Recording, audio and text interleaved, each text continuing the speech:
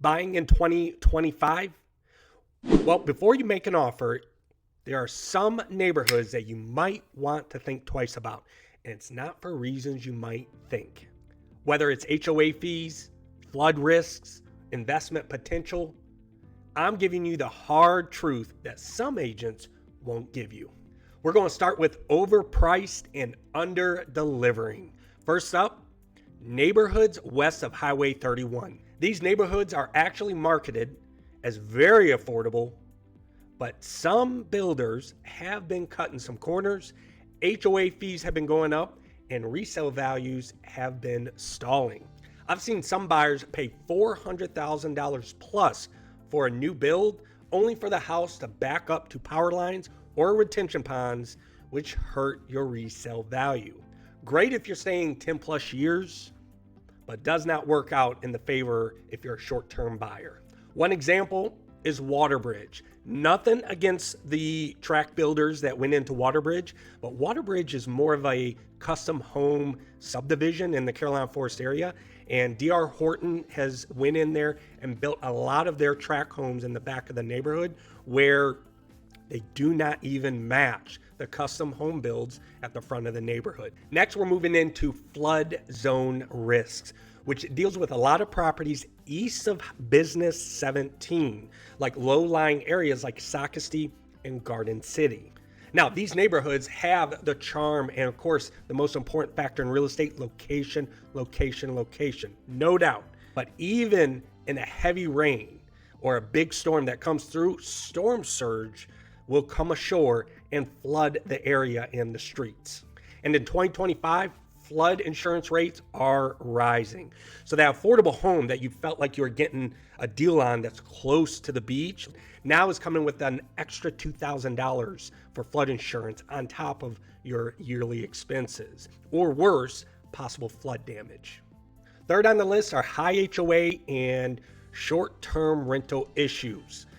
This deals with a lot of condo or townhouse complexes, which you definitely want to look further into the rules and regulations and the HOA budget for each of these. Here's why.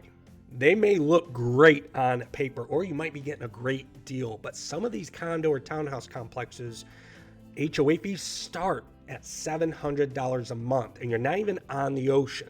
Or they could have reserve issues, which that will be detailed in the budget, or worse, the short-term rental rules have changed to where you can't short-term rent anymore.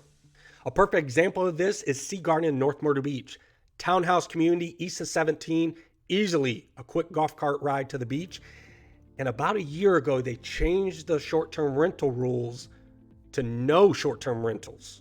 So you had to rent 6 months or more, which has declined the value in these townhouse complexes significantly because the HOA took that away.